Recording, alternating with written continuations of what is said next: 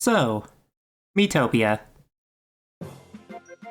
If you're watching this, you know it, you love it, but it's quite the curious case if you ask me. It's an absolutely lovely game, but I have never seen a single ad for it. It's also not nearly as highly rated by organizations as it is by its player base. That's why I want to take a look at as much of the game's marketing as I can to establish a timeline of events and unveil what caused the game to get to where it is now. So first, let's go to where everything started. The formation of the Earth. Originally a hot mass of molten rock, it cooled down over time, gaining an atmosphere, oceans, and supporting life. From there, many things happened, such as the birth of an ancient creature from the Jurassic period, Ammonites. Much later, the Sahara Desert formed, and even later, humanity created the very first Game & Watch. What do these things have in common? You guessed it, Tomodachi Life. This game, no, this series is the start of Miitopia. I haven't personally played it, I'll try and change that someday, but yeah. On the 3DS alone, it had sold over 6 million units, more than twice as many as Miitopia for the 3DS and Switch put together.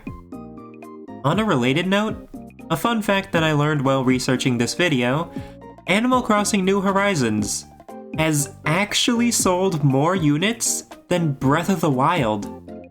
Crazy, right? So I guess more chill games actually get sold more often, but I don't want to just leave it at that, because clearly, there's more to this. Let's make a back-to-back comparison of the first TV commercials that come up for Miitopia and Tomodachi Life when I search them up on YouTube. First, Miitopia. Hey, are you putting me in Miitopia again? Well, my team needs a sorcerer. Dweeb. My brother, the Dark Lord. Hey. Soulmates. Hey, Michael. This ad is horrible. Really. I can't dock points for the video quality because it was hard enough for me to find anything on YouTube, so the person recording this did what they could. But there's nothing here. It shows off one feature, and that is the most basic one, really. The fact that the characters are all Miis, which we know. What else would a game called Miitopia be about? It's named that in every language, too. Also, this ad is just not great. The acting feels strange, the script feels stranger, and the end, quite frankly, just made me uncomfortable. Now, Tomodachi Life. Hey guys, I'm Sarah. Today on my Tomodachi Life, my guest is Christina Aguilera. Hi, I'm Christina. I thought she was here to sing, but surprise, looks like she's into magic shows. Excellent. Crystal, Is that my little brother Matt? Matt is in a bit of a tricky situation, but I'm sure he's okay. If you make Miis of your favorite people, surprising things can happen. Tomodachi Life, your friends, your drama, your life. Only on... This is perfect. But why? They had a reason to demonstrate how anyone can be a Mii, and they didn't have to tell the audience that directly. Also, this feels much more high budget, with nice visuals, and a nice set too. Most importantly, in these short 30 seconds, it gets you questioning what happened in a good way. It was weird. Christina Aguilera just sawed someone in half. These games are both supposed to be wacky and goofy. The ads have to get that across. Another thing for both of these, I've never actually seen either of these ads get aired. I know that they have been aired, I just don't know what channels showed them, and apparently, they were not any channels that I watched. Moving on though, there's something that a lot of people know Tomodachi Life got wrong, and that is gay marriage. Simply put, there is not gay marriage in the game, which made a lot of people upset, and rightfully so. An awful lot of the community for both games is queer, and a kinda big controversy broke out. This was something that was almost hard-coded into the game too. Even with mods, there's still a lot of difficulties in getting it to work. Nintendo eventually made an official statement, apologizing and saying that the next installment in the game series would actually include gay marriage. Unfortunately, there has yet to be a new game in the Tomodachi Life series. Although there was recently a trademark renewal for Tomodachi Life in Japan, which is interesting because, while that's the American title, it was something very different in Japan. But that's not what we're talking about. What the Tomodachi Life development team did do after that, though, is, you guessed it, Miitopia. I mean, this can't be a coincidence, right? Even in Russia, the game got rated 18+ because it contained gay relationships. Anyways, Miitopia came out some years after Tomodachi Life hit news networks with this. This could have possibly helped the game's recognition, but at the same time, it could have also hurt it. While it was years prior, people wanted a Tomodachi game with gay marriage, not an RPG. So, it might have overshadowed it. As a matter of fact, Tomodachi Life overshadowed Miitopia so much so that the advertisement for Miitopia on Nintendo UK's YouTube channel is themed around Tomodachi Life.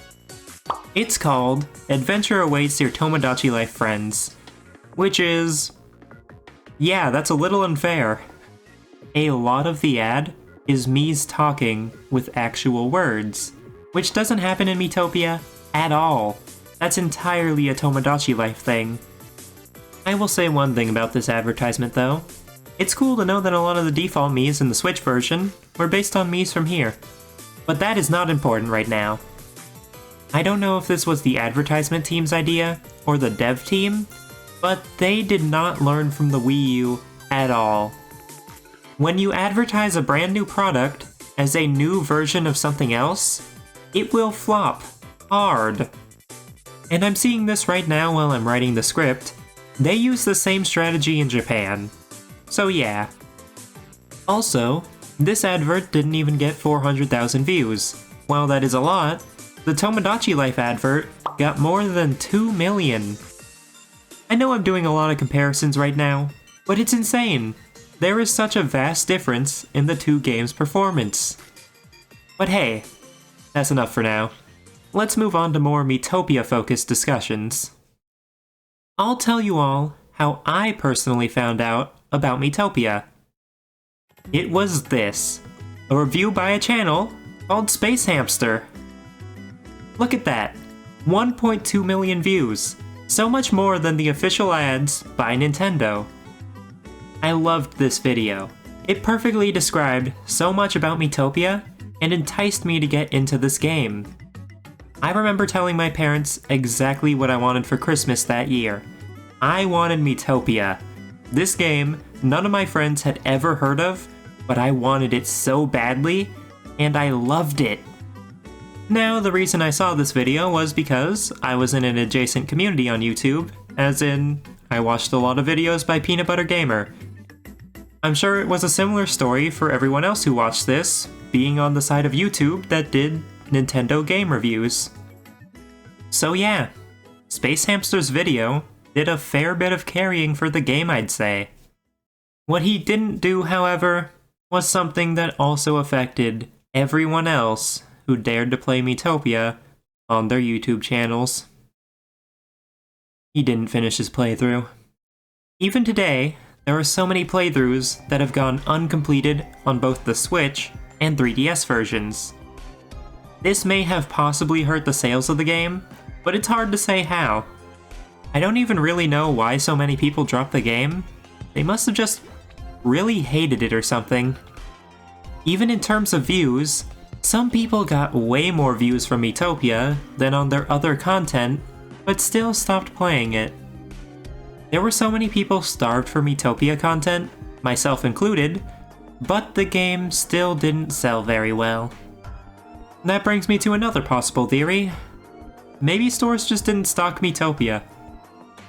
I mean, this is kind of like unrelated to the topic at hand, but just think about this for a second. I was surprised when I opened my own present and saw a physical copy of Miitopia because I did not know that existed. Have you ever seen a copy of Miitopia stocked in a store? Not to mention, this was way back in 2016 that the game came out. Online shopping was of course a thing, but most certainly not as much of one, and kids definitely weren't doing a whole lot of it. So yeah, well, this is just a guess. I think that may have been part of it. I can only even find a select few pictures of the game being on store shelves. And when it came to people being starved for Miitopia content, there was also the factor of 3DS capture cards being hard to come by. But that's enough theorizing for now. More actual stuff. When it comes to the 3DS version of Miitopia, that's about it. It was just kinda treated as Tomodachi Life's younger sibling, having its identity almost be tied to its very existence. At least, it was, until the big day. February 17th, 2021. The February Nintendo Direct. This is when Miitopia for the Switch was first announced, which got some reactions out of people. Some of them were not too impressed. Wait, is this Tomodachi Life? Oh no, it's Miitopia. Others were optimistic. Bringing a Mii game to the Switch? Yeah, as someone who did not play Miitopia, I will make sure that I play it this time around. And a few were downright ecstatic. It's Miitopia! Yes! Who will join you in your adventure? No!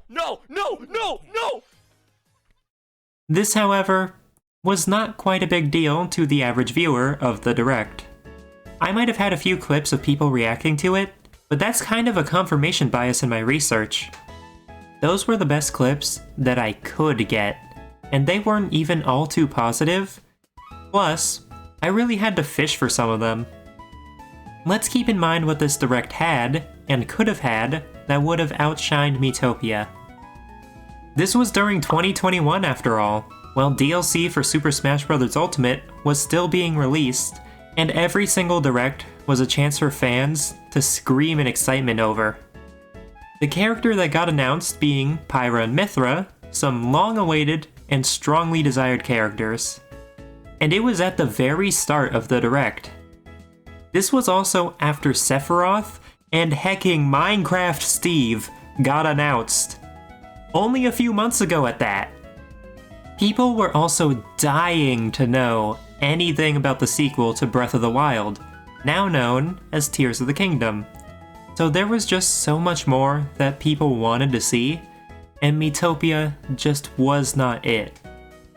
This was not over though. It was nowhere close to being over. One of the biggest things in Miitopia's favor had come out in April 27th of that year.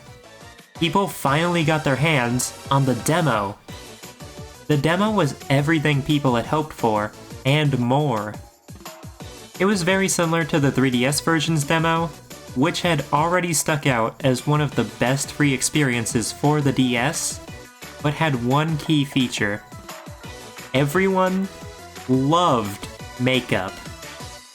You could use makeup to its fullest extent right from the get-go. Everyone was making everything you could imagine, from anime characters to YouTuber personas, and even loss. Everything from the demo got to be shared between players, and would go on to be usable in the full release of the game. It was amazing. While there's no evidence of Miitopia really hitting trending on Twitter at this point in time, there was most definitely a lot of true art being posted. Even before the release of the game, some big strides were made, in a way that you would not expect, and represented by a character you would never guess. Yep, Big Chungus. You might laugh, but this mod, uploaded on May 11th, was the first Miitopia mod to have ever done a model swap, to my knowledge. Thanks to Miles the creator letting this thing into existence, it might have actually helped to boost Miitopia's overall popularity. Heck, sometimes I even still see people searching up Miitopia Big Chungus in my analytics. This was legitimately a big thing. And speaking of, yet another mod was made shortly after the release of Miitopia on the Switch. The first ever event to get edited, done by Kobasco, showed that Miitopia, for the Switch, had so much more potential than its predecessor. This was also done shortly after the Big Chungus mod, on May 18th, only a week later. At this point, a few days remained before the release of Miitopia for the Switch, but let's backtrack a little bit. The trailers for Miitopia will surely tell us something about the game, and surely gave it some popularity.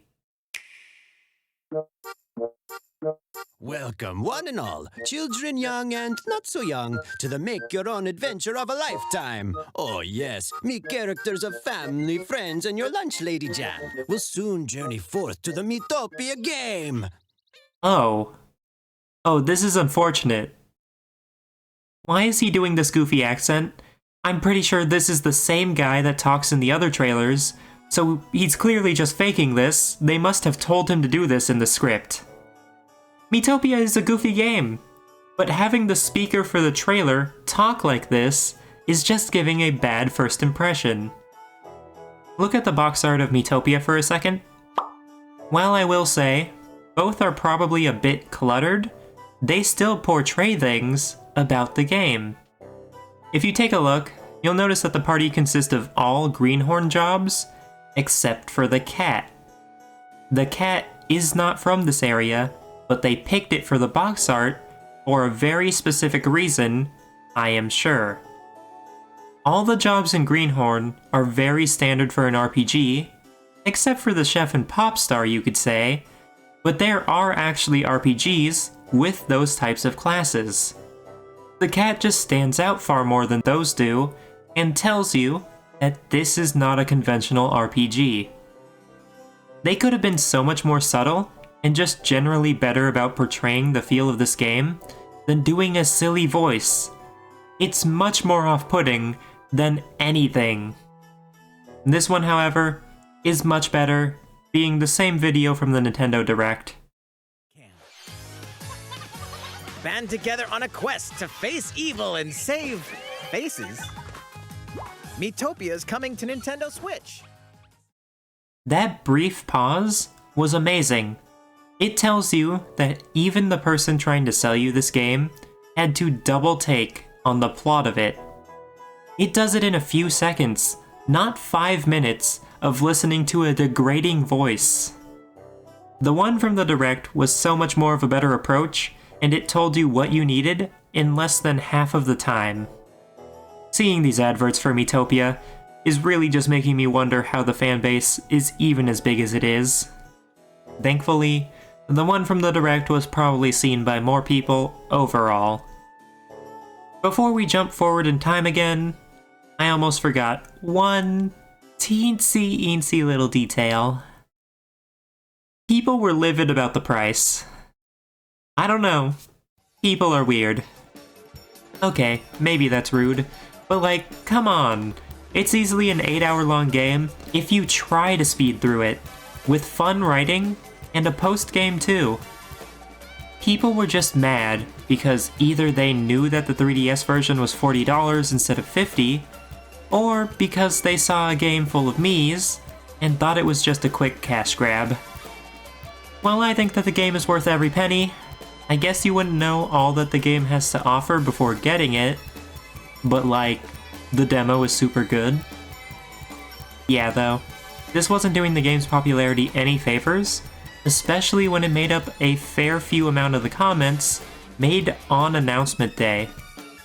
But going back to the release of the Switch version, there was some chatter around it, with there even being a very popular post on Twitter actually.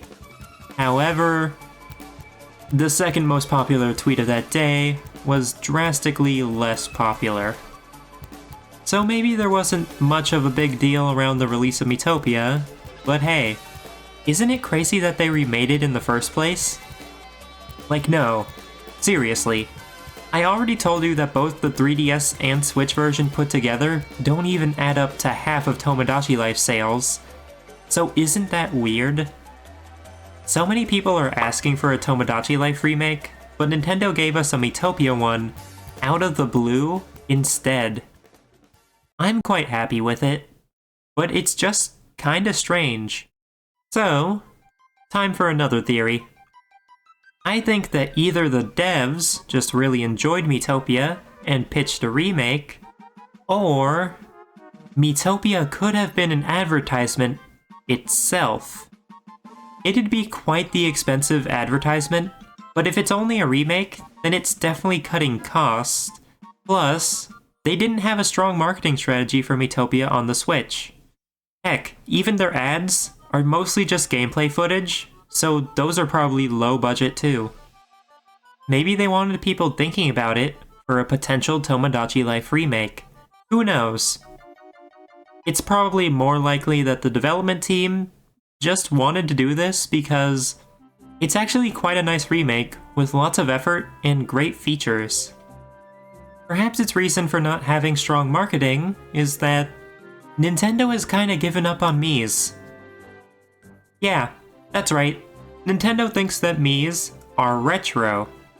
They were originally made for the Wii, have seen a decline since the Wii U, and now we are experiencing the last days of the Switch as a console. Aside from Miitopia, the only other Mii-centric thing on this console is Switch Sports, and they shoehorned in Sportsmates to take the place of Miis. So, maybe that's the reason for why they didn't put much into marketing. Speaking of the Wii era, and going back to a statement I made earlier, there has been a sort of idea formed around Miis. When people look at Miitopia, they sometimes see it as a cash grab, but why? Well, take a look at the very first introduction to Miis, Wii Sports. It was a sensational game, truly a cultural phenomenon, but there is one thing about the game that can't be shaken off. Wii Sports was a free game. While it wasn't originally intended to be free, even the director of Nintendo of America at the time knew that it should have been a free game. Then there were actual cash grabs, where Miis were used big time. Deal or No Deal, We Love Golf, We Ski, both of which are not spelt with two I's, and that's how you know that they're soulless. No matter how you look at it, Miis ain't beating those poor quality allegations. It is not their fault. Anyone could make a game with Miis in it, and while Wii Sports was great, even getting a great selling sequel, that was like lightning in a bottle. So yeah, there was a reputation for Miis, built up over a long time. But hey, now that we're in the part of the timeline where Miitopia for the Switch has released, let's talk about post-production events. Something big happened that actually changed the landscape for Miitopia. People completed playthroughs. Now, there were actually a few completed playthroughs before, but they were never treated as super big things. Now, not only were people completing their playthroughs, but they had made both edited and long-form content out of it. This was not always here. I have been a fan of Miitopia for a very long time, and I know for a fact that videos in this style, with this many views, did not always exist for this game. The biggest video, and the one that always comes up first, is by Choctopus. More specifically, it's the supercut of his whole playthrough. This has a whopping 2 million views. Wow. It really brought something to the table that did not exist yet, and was coming from a pretty well-established channel. He gave the people the whole Miitopia experience in one video, and cut out the fat to deliver the best parts. Now, there's actually one video with twice as many views as this, by Dan from the Diamond Minecart. But guess what? He didn't finish the game. Aside from that, What seems to be receiving the most attention is either challenge runs or videos that demonstrate parts of Miitopia. You know what though? There's something that a lot of other Nintendo games actually get recognition for after their releases. If you go right now, or at least at the time of me recording this, and look up Breath of the Wild on YouTube, the first video will be one uploaded by Small Ant. This is not a challenge run, nor is it just a normal playthrough. This is a speedrun. Speedruns are so big to so many communities, even this animation by the popular channel, Terminal Montage, is based around the original speedrun route. Mario Odyssey, incredibly speedran. Mario 64 is a classic in the speedrun community. Even Mario Kart. Okay, a lot of that is Mario actually, but I already mentioned Breath of the Wild. You get my point though, right? What Miitopia definitely doesn't have is an active speedrun community. While games don't need to have a good speedrun community to be popular, a lot of popular games do have good speedrun communities, like Hollow Knight, or Minecraft, or Celeste. Speedrunning Miitopia, however, is like trying to push over a brick wall, and the Switch version of the game has even less runs than the 3DS version did. What Miitopia does surprisingly have is challenge runs. There's quite a bit of overlap in the communities, and challenge runs tend to do quite well in any game. You get to see the impossible be done after all. On top of that, Miitopia is very cooperative to modders, but at the same time, the community is so small that it can't produce too many crazy mods. Doing a playthrough of an RPG without a job is very cool and all, but does it have the same charm, the same ring as something like Super Mario Odyssey, but the floor is lava? I don't think so. There's also one last factor that I'd like to discuss, being game reviews. Generally, Miitopia does not get reviewed. It still does, but not very much. Unfortunately, those reviews are also not the best. 3.5 out of 5, 7 out of 10, 5 out of 10, those are the first reviews that come up. If you average them all together, it comes out to be about 6.3 out of 10. A 63% grade here in the US is a D. That is less than 5% away from an F, a failing grade. But take a look at this. 4.7 out of 5. A 94% score from the general public. This is leagues ahead of the professional reviews, and that is something. Take a look at The Last of Us 2, a Game of the Year winner. Its professional scores that come up are flawless, but its average player score is 3 out of 5. 60%, the lowest non-failing grade possible over here. Not only is it the average, but the median too.